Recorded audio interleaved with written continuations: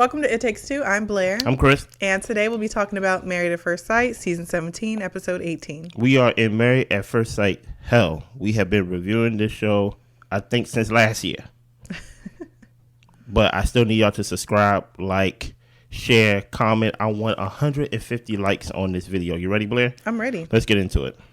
Michael and Chloe are back to the shared apartment. Okay. He's talking about picking up his dogs, and Chloe is planning on visiting her puppies. Yeah. She wants to take the next few days to be at home with the dogs. She feels that she needs some time to process.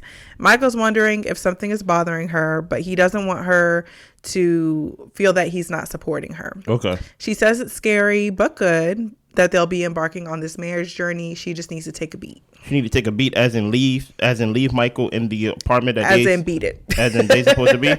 Yes. You know what, Blair? I'm not in a good mood today. I'm just going to let you know this right now. Okay. Chloe, come to my office. Oh, my goodness. I know you're new to this. You're not true to this. You don't know how this process works. But marriage, you just can't get up and go home and things of that nature. Usually, because of this process, I think they give you the option to go home, but I hope next season they take that away from y'all contestants. You get what I'm saying? Y'all participants, because that's not what marriage is. Marriage is not where you can just get up and leave. So here's what I want you to do. I want you to get up and leave my show. Okay? Go home. Don't come back. I don't want to see you. Okay? Continue, Blair. Okay. Becca and Austin. Becca is at her place after the cameras left when they were leaving the wolf sanctuary. Yeah. She was trying to help him put some items into a bag. He started mumbling under his breath. And on the drive home, it was more miscommunications. Yeah. He admitted in the car that he's been questioning whether they would work or not. And Becca says they need help. Oh, yeah. She was definitely troubled by what happened with the going home and everything. It's funny how these men, whenever their girl is sick or like their head is cracked open, they so supportive. But the minute that you're good, they just go back to their regular self. You get what I'm saying? You know what? That's Austin. You know what I mean? Go ahead. Well, Emily and Brennan. Emily is on the bed with peas on her face. They are recording themselves. I think filming is giving her some time to recover. Yeah. Emily, don't fall for it. Yeah. I see you falling for it right now. Y'all smiling. This is the Brennan that he wanted to show people anyway. He wanted to show Brennan the quote unquote nice side, the code switching. You get what I'm saying? Not the you're fully healthy, you're fully not injured and things like that. You fully recovered. Oh, we seen that Brennan before. The one where you're fully recovered and everything is good. Oh, he was an a-hole. But now it's kind of hard to be an a-hole to somebody who head got cracked open. Yeah, so, don't believe it at all. So he just taking his time, playing his spots. You get what I'm saying? Go ahead. And also, I just want to speak to the fact that when you're sick, when you're injured, you really aren't expecting anything. You kind of just want to rest. Yeah. And if he's coming with soup and tea and water, that's all you need. You don't need intimacy. You don't need conversations. Yeah. All the things that you need when you're healthy in a marriage. Yeah, exactly. Like you need soup and rest. You want to talk? No, rest. You know what I'm saying? You're right. Becca wants to wait until the experts get there to talk. She and Austin are sitting on the couch and he's asking her, like, can I lay my head, like, on you? Because she's trying to lay down and just kind of get herself together for a second. And she's just like, I just need some space right now. Austin, why you want to lay your head on her for? You're a grown man. Get yourself together. You know what I'm saying? Don't cut me off because I'm on a roll right now. Go ahead. Right? What you mean? You know that you and her are going through some troubles, and what is laying your head on her is going to do? What is it going to do? You see her, she's troubled, she's in the corner, and all that stuff. She's crying to herself, and you're like, can I just lay my head on you? What does that do for you, Blair? Let's say you are mad at me or you mad at the current place we are in our marriage and the experts are coming. We're not talking because you really don't want to say anything without the experts. And I'm like, well, can I at least lay my head on you? No. Wow. I mean, especially if we can't be close in other ways, don't be laying up on me. No, you don't really want me. Yeah. So don't play around with me. Well, the experts get there. They had all of them, basically, except Pastor Cal and Dr. Pepper. When y'all bring Pastor Cal out, he is the integrity of the show. You know what I mean? He said, I need all of y'all. You know what I'm saying? And Becca has been having a hard time because their communication hasn't been working to where they both feel heard. She doesn't want to hurt Austin. Okay. She explains how she tried to help him at the Wolf Center. He mumbled under his breath. Austin's perspective is that there was a lot to put into a bag. The people at the store were asking if he wanted one of their bags, and he was trying to get it, but Becca wanted to use one of their bags. She says, no, we have room. He felt micromanaged and pretty much like undermined. Becca says that there's been a level of dismissiveness and combativeness. All of these issues built up to what feels like days and nights of rejection for her. She gets swatted away or she gets laughed at. And speaking of that, yeah, Austin, everything ain't a joke. He's always trying to make light, make funny, make something or whatever like that. And she has been trying to, you know, go with the flow and, you know, stay the course. But it is very draining to want to be close to someone and they're making light of everything. Like, I want to get deeper. I want to know you better. I want to build our intimacy in ways that actually have an impact. Preach. So yeah, laughing and making jokes and all this type of stuff, that doesn't make her feel closer to you. And I think that's a big part of why she's upset, because in a way you're pushing her away. Even though you think you're being funny and nice, you're not allowing her to get as deep as she wants to. Yeah. Pastor Cal says this is fixable. Okay, Pastor. I said, oh my gosh. Dr. Pepper says all of this has to come out. So yes, continue to speak. Pastor Cal asks, what is it that you don't want to say? And Becca says that when the cameras go away, he doesn't ask for that depth and intimacy in the same way as the conversations they have on camera. He says he's committed to figuring things out, but he doesn't always feel the timing is right. Yeah. He thinks the physical intimacy has caused other issues to kind of snowball into that main big one. And I just want to speak to the fact to where he says that the timing's not always right. Yeah, when is it right, Austin? If we're around each other all day, every day, when can she talk to you? It was when she got sick, though. That was the right time. That was the best time. That was the best time, but she got sick. But she didn't feel good. Yeah, it's her fault. Yes. Well, Dr. Pepper says, it sounds that you're fighting for the relationship. Yeah, I don't know how you heard that, but Dr. you're Pepper. discouraged. Okay. Becca doesn't see how he's fighting for it, and she feels like she's going crazy. I feel like you are not, but these people are gaslighting you. No, all three of them. All three of them. You know what I mean?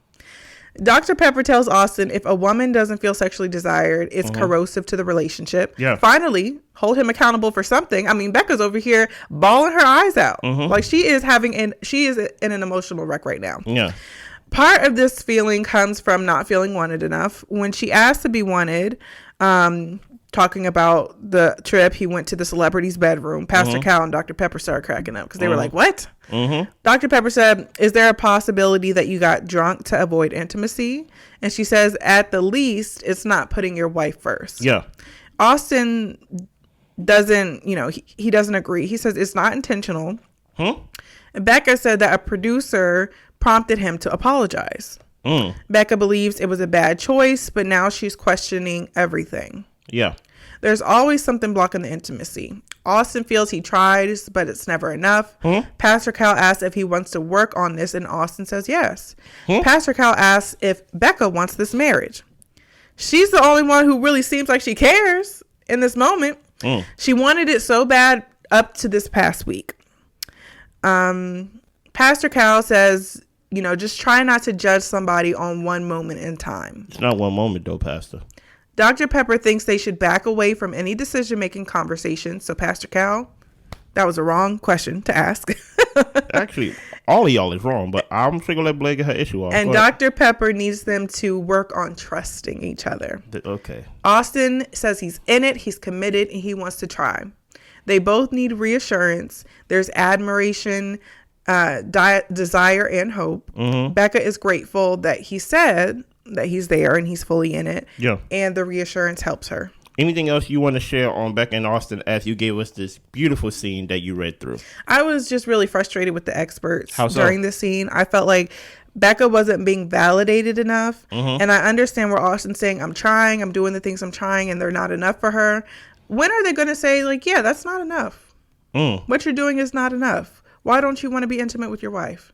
And maybe that's pushing too hard. Maybe people can't, go in that deep. I really don't understand what all of Austin holdup are. Yeah. I really don't understand why he has to pick the perfect timing for them to get deep. Like, that's something I feel like they need to pull him to the side and try to extrapolate, like, what is going on with you. Mm-hmm. I just have a question. What are they the experts of?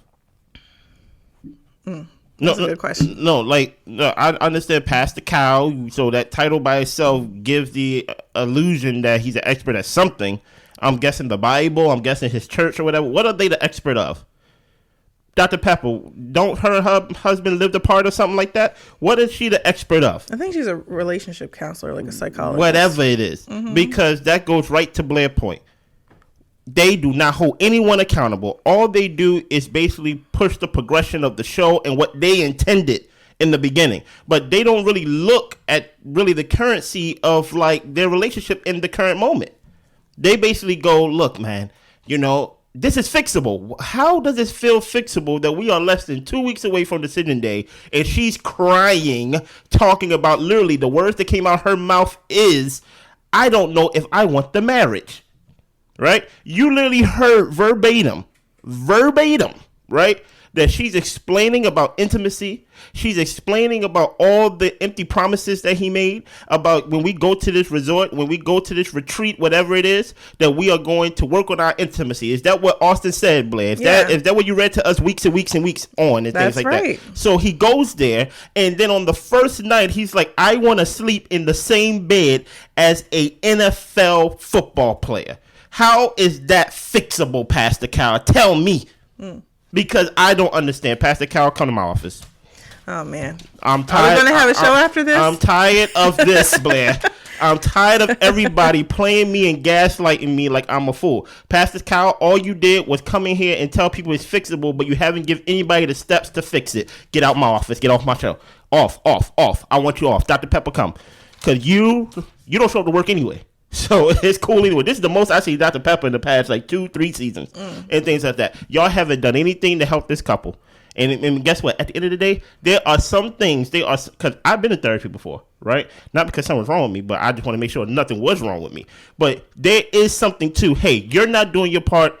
You don't want to be married. Austin, Becca, I'm sorry, but I think it's best for y'all to go. Y'all separate parts. That's what they should have said, to be honest. Well, you can't tell nobody what decisions to make in their life. No. Like that. No therapist would tell you that. You can definitely tell Austin and Becca based on the actions that y'all have shown. And when I say y'all, I'm basically talking to Austin. Austin, you do not want to be married to Becca. Because based on what you're telling me, because everybody, what have been the constant thing on this show is that everybody has an off-screen personality, right? She's saying off camera, he's this. That's literally Brennan's story. That's Orion's story. That's Cam's story. That's literally every castmate's story that off camera, that there's something this. They said they got in an argument in the car. Why didn't we see that argument in the car? I thought y'all cars had cameras in them, but that's besides me.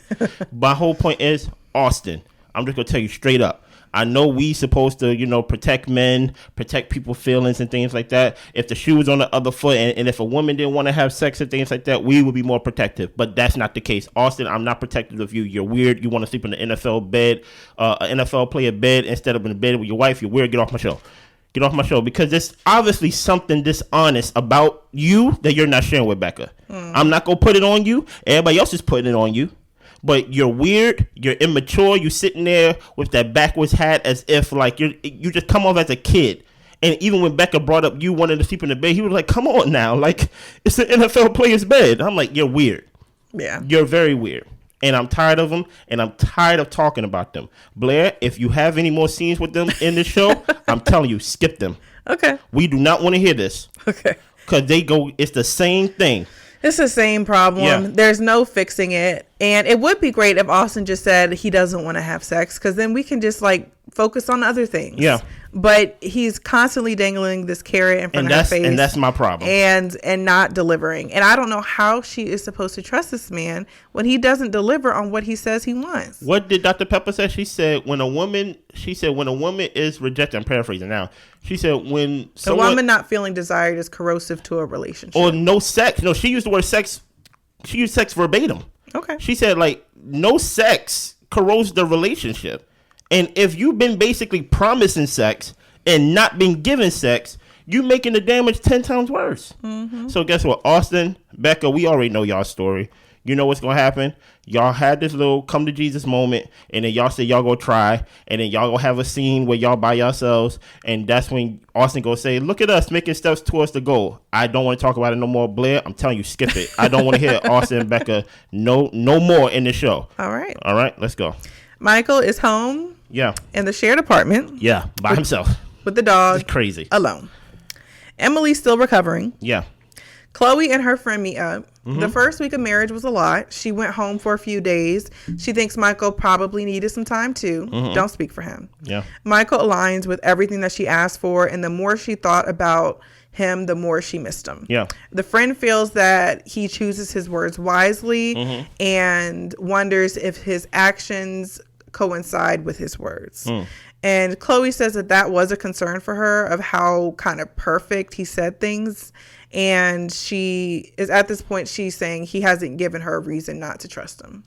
Yeah. So why did you go home? I really do think she was overwhelmed. Well, why did you sign up for the show? I don't think she thought she'd be overwhelmed. Listen I here. think it's as simple as that, but I don't think how you couldn't think you'd be overwhelmed. Come on now, you're only marrying a stranger. Now, Blake, can I ask you a question? Now, we go off the beaten path just a little bit, because Blair's an expert at this reality TV show. I am here just pushing on her vision for the show and reality TV scene that she loved to watch, right? What is the difference between, because you got me watching Married at First Sight, and you got me watching Love is Blind. Make sure y'all watch our Love is Blind content, right? Both of them have the whole concept of, quote unquote, get married to a stranger. Yes. In some fashion, right? I can see flaws in both processes, right? But the end goal is get married, build a connection, things like that. Is there something that Married at First Sight can do to fix what is the quote unquote problem, so people like Chloe won't be overwhelmed, or just the process itself is just an overwhelming thing? I don't think there's anything they can do to fix it. I think with Love is Blind, I think there's a lot of pressure for those contestants, but I also feel like because they're not married yet, they kind of still have a sense of freedom, a little bit of like, a decision hasn't been made. Okay. I can still decide what I want to do. Whereas Married at First Sight, these people are married. They're in a marriage, and there are certain. It starts off like that. And there's certain requirements in a marriage. Like, yes, your spouse wants to sleep with you. Like, and I don't think people can necessarily quickly jump to what those marriage requirements are, or what they feel like a marriage is supposed to be. And there's like a disconnect between, I just met this person, but I'm married to them. So how do I be a wife to this person? Yeah. Whereas in Love is Blind, I think there is a sense of, okay, we are dating, and I get to decide if I want, see you. Yeah. Right. And I get to decide if I want to marry you. Even when we're engaged, like, I still have the option of not getting married. Okay. I think that's just a major difference. Okay. Cause I'm like, listen here, both shows got flaws, but I'm like, this season, I don't see how production and the expert don't go back to the table and try to fix some things. Because some things, number one, for entertainment purposes first, a lot of things that we didn't see on TV. So for one, they got to fix their show based off the off-screen things that have been going on. Number two, there has to be something in the lines of, okay, we can't give people the option to go home. Like they can't you can't like imprison people into staying there. I mean, they have to have their free will to do what they want, you know? No, I don't. So you tell them you can't be on the show if you want to go home? Yeah, look, you're married. I don't understand this whole point of, like, when you're married, I'm not telling people what to do with their bodies when it comes to sex and things like that. But Chloe, it said literally on the bottom of my screen, day 7 of Chloe and Michael's marriage. And she says, I'm an introvert. I am going home. No. Because at the end of the day, how can you go home? Because what will happen is you go come back to the apartment when the experts come and lie to their face.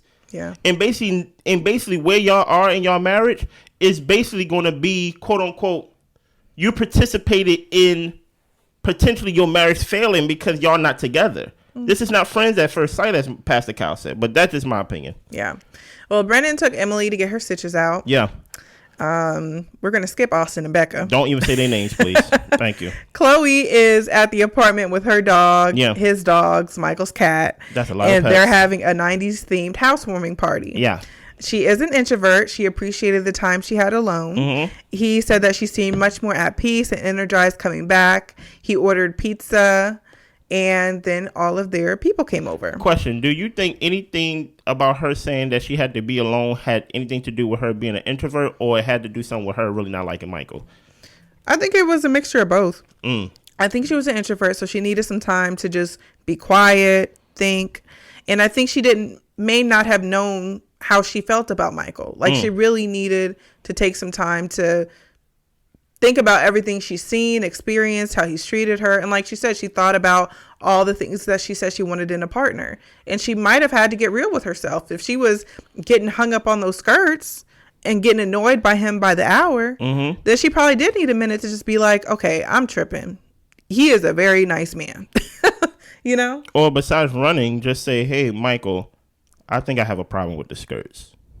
That too. But I think she's really trying to get over that. I think she's not trying to change him. No. It's not about changing. It's about, so you suppress yourself. You go home and be by yourself. You go come home. And guess what? What if she would have walked back in the apartment after being days to herself and he just cleaning the house in a skirt? You're literally running away from the problem. You have to talk about it. You just be like, I don't want to judge you. Actually, I do like the fact that you have a good heart and things like that, but I think I have a problem or issue with you borrowing my jewelry and the skirts. But at the same time, people do take time to kind of work through their own emotions by themselves, right? I understand before that. they bring it up to their partner. And I think that's something that she's trying to work out in herself. Like, why do I feel the need that this is such a turnoff? Why do I feel like... Because it's not masculine. I get that, but I think she is really trying to open up her mind to what a man can be and what her partner could be. I really think she's trying to get over that.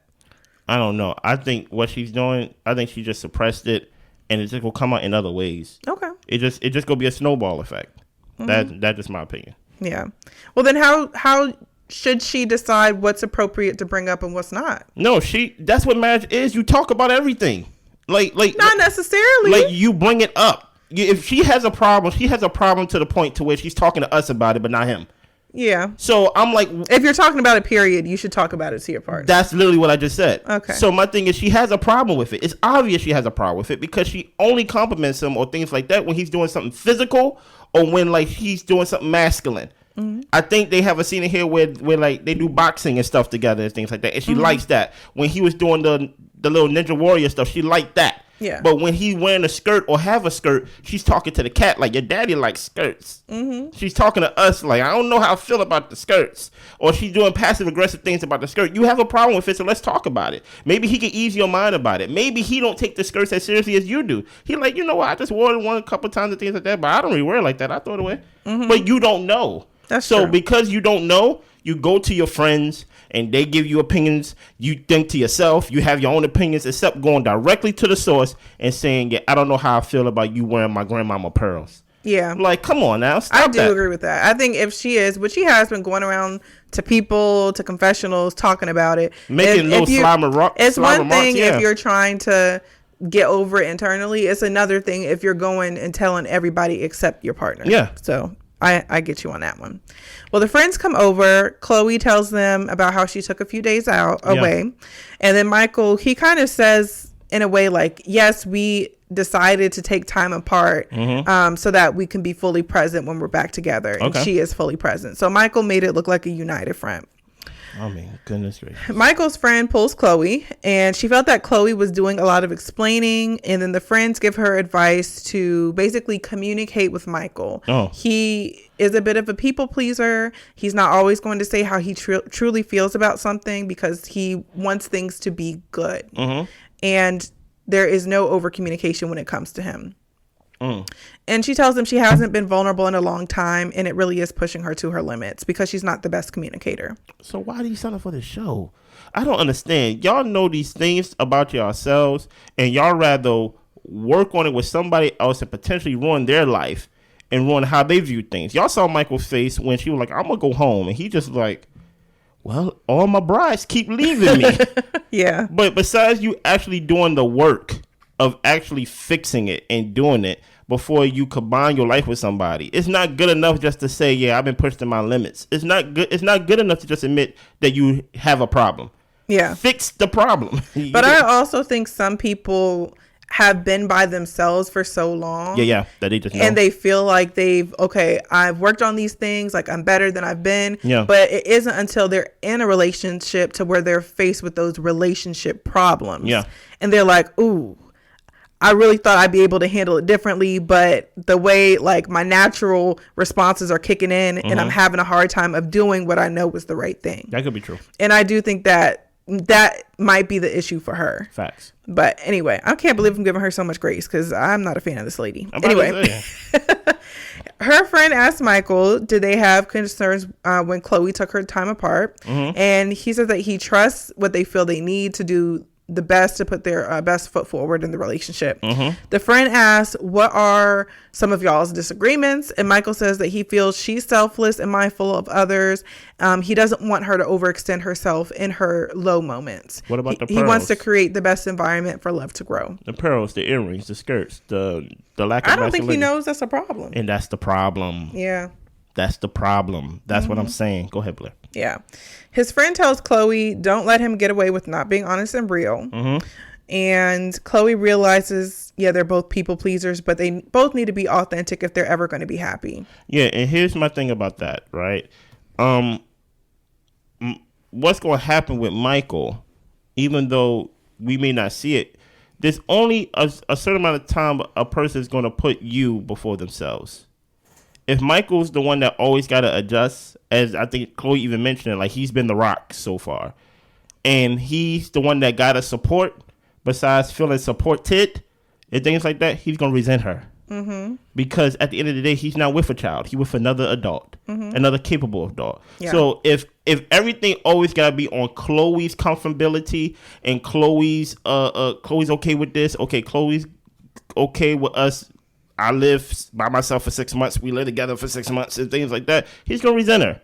How could you not? Because marriage is supposed to be a partnership to where we support each other. But now I'm just supporting you, making life easy for you, while really I'm over here sad with my dog. You get what I'm saying? So, yeah. Brendan meets up with Cameron. Yeah. With Cameron's heart issue, he can't mountain bike, which is something that really took up a lot of his time. Yeah. That he enjoyed, and also what he does for work. He fix bikes. Yeah. Cameron thinks that Claire has been good when it comes to his recovery, but there's not much support that he feels he needs. He says he's either doing nothing or he's at the hospital. Yeah. She spends a lot of time talking about Cameron, and she's matured in her feelings towards him, but his feelings haven't matured towards her. Yeah. He had to take a break to rest to finish talking because he was, I guess, getting too worked up. He couldn't make it work, and he felt a lot of emotional stress with her. Yeah. Cameron says that she keeps saying how sad and emotional she is, and that confuses him because he doesn't know why she's getting emotional. If she says she wants to stay together on decision day, Cameron would stay with her.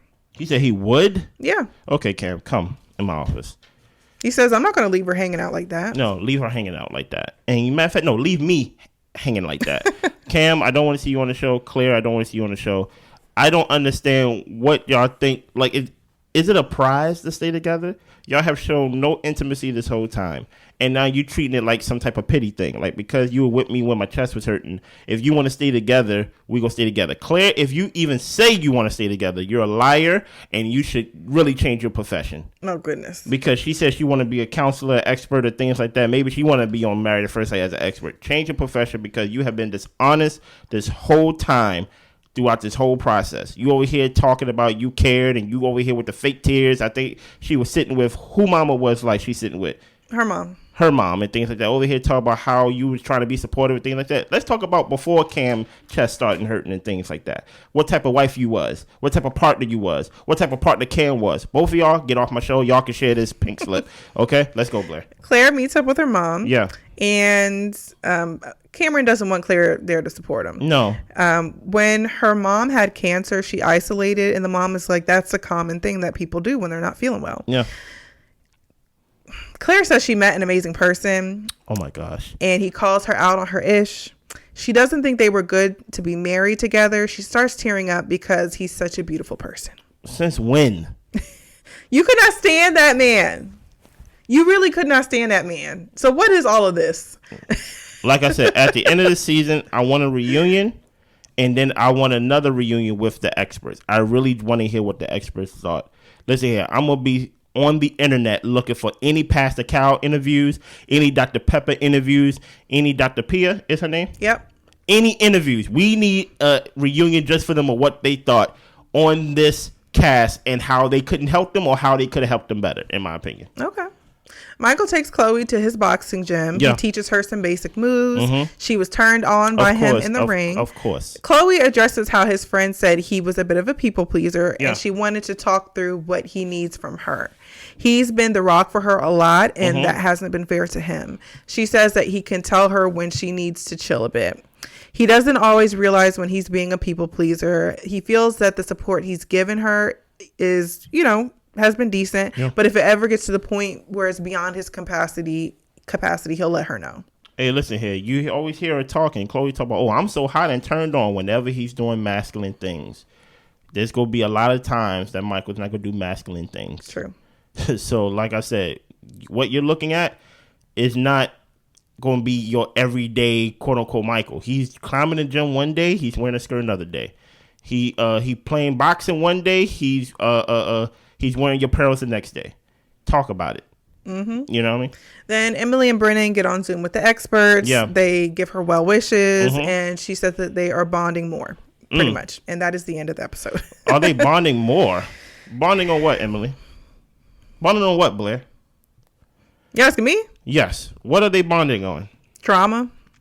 That's about it. And then once she's better, he's going to be on to what he's been doing, which is basically not feeling her. We seen the preview for next episode, and that's basically what it's going to be. I don't know what Emily thought, that y'all could trauma bond your way into this. I don't know why y'all thought that y'all could take this season and make it the worst season that all of us have ever seen on Married at First Sight, but y'all did a great job on that. All of y'all collaborative effort. Pink slips. Go to Pastor Cal. Pastor Cal, I don't want to see you. Chloe, I don't want to see you. Cam and Claire, I don't want to see you. And things of that nature. Austin, I definitely don't want to see you, buddy. Because I think we should just turn the TV off. No, I don't want to see these people on my show. Because Austin, you get us a new season. Austin, you are really a weirdo. I want to drive back home. And the reason why you're a weirdo is because you're dishonest. Whatever your issue is with Becca, you're not saying it. So you're coming off even weird. You want to go to these wolf things, get licked in the mouth by the wolf. You're telling people you kissed a donkey in the mouth. You want to go sleep in this NFL player's bed. You're a grown man, bro. Have some pride about yourself. Oh, okay. Anything that you want to share, Blair? That's all I got. Y'all be good. I'll see y'all next weekend. Married at First Sight Hell. Bye.